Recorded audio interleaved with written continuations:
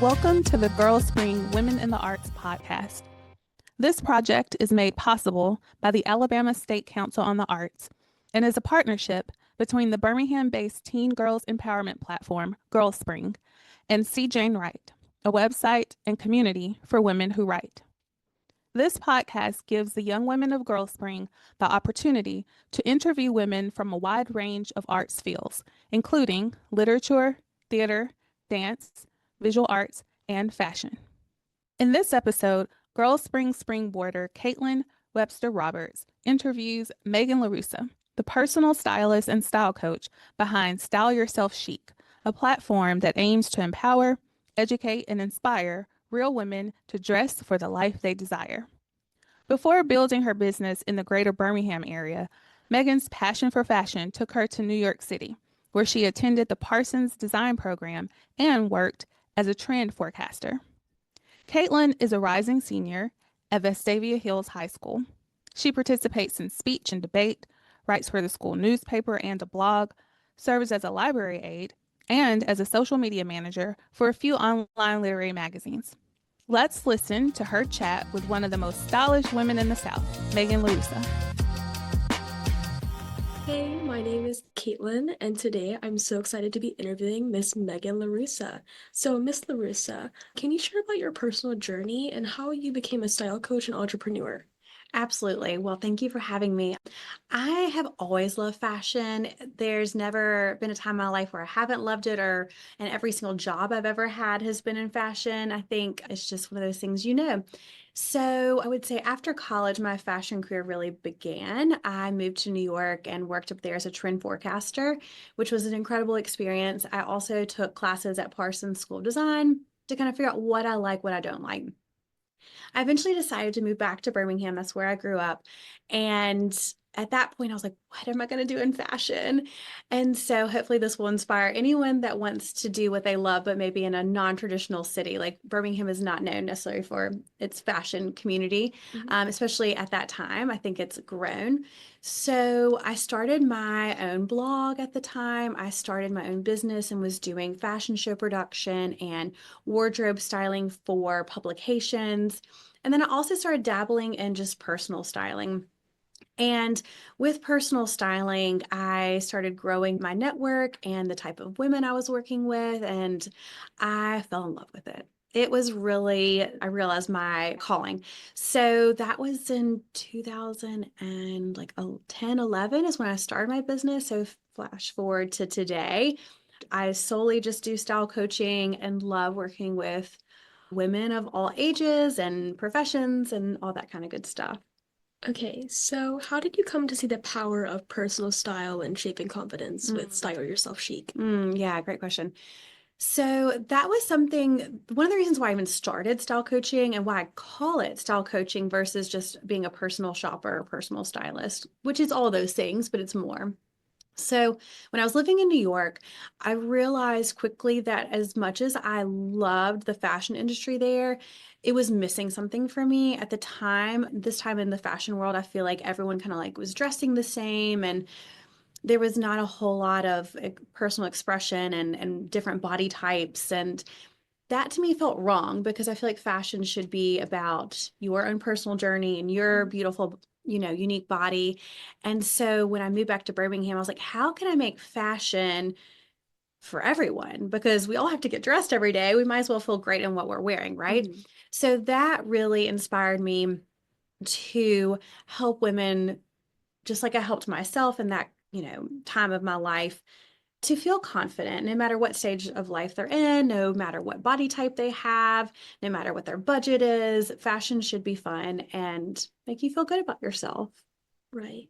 How do you address age, body type, or lifestyle changes when helping women reclaim their style identity?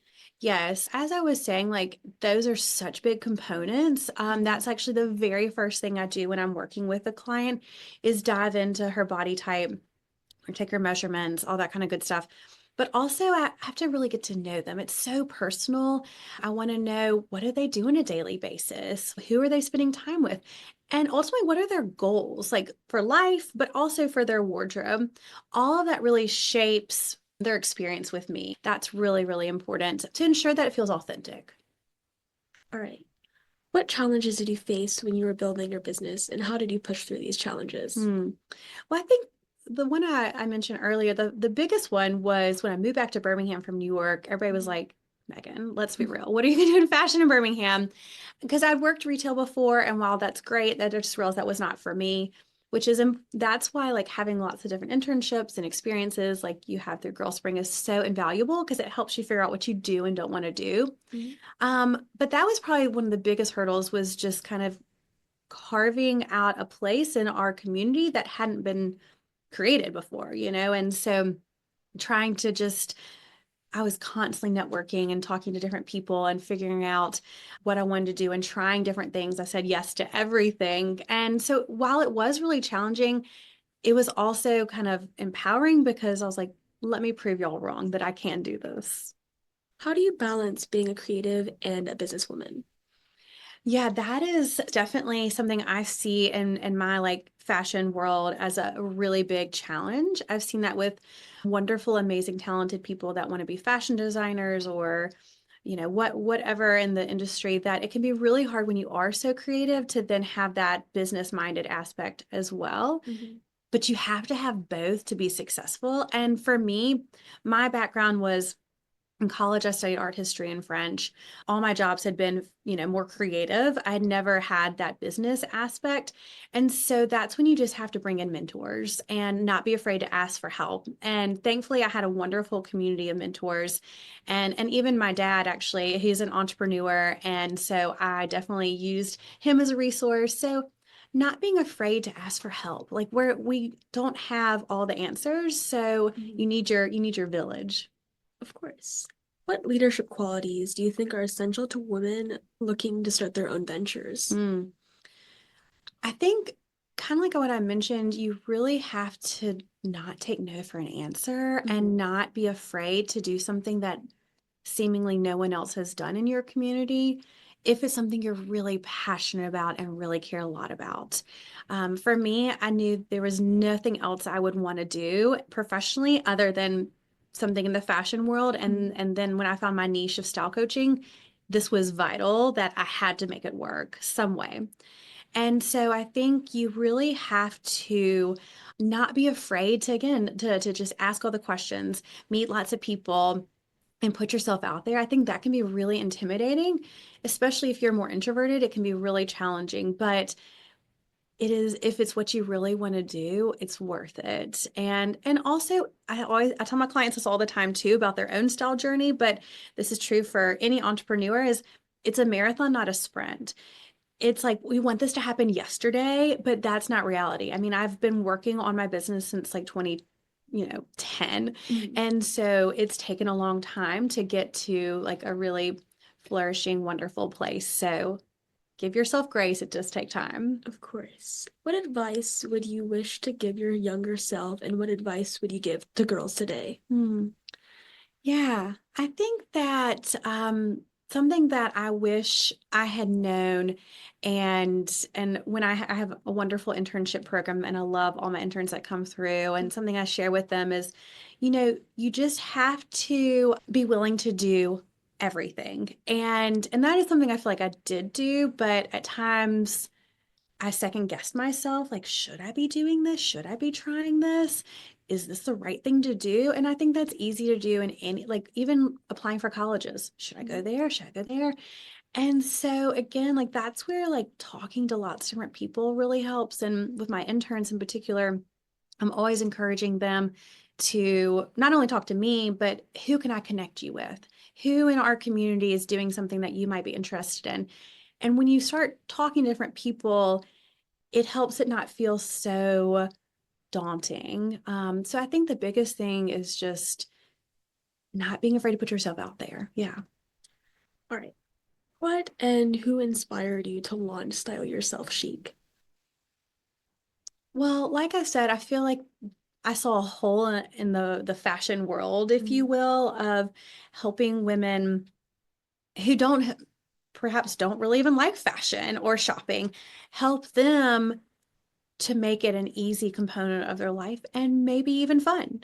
And that's something that's so rewarding. I have a lot of clients who are accountants and lawyers and CEOs, and these women all have really important work they're doing, and it's not work that I know anything about. And so I love helping them in an area that maybe is not their expertise get to a place where like they feel like they've got it. Like, and it just builds confidence in their daily life so that they can just kill it with whatever their profession is, or, just in their social life too, to feel more confident. All right.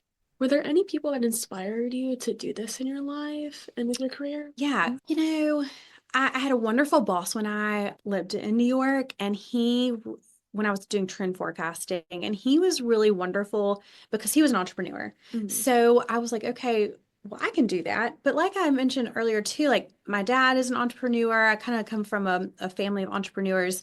Right. And so I think that was helpful to see that it was possible, that you didn't have to just go work for someone else. You didn't have to go work in a corporate setting, because I knew that was not for me. I knew obviously that's great for some people. It just Mhm. wasn't for me.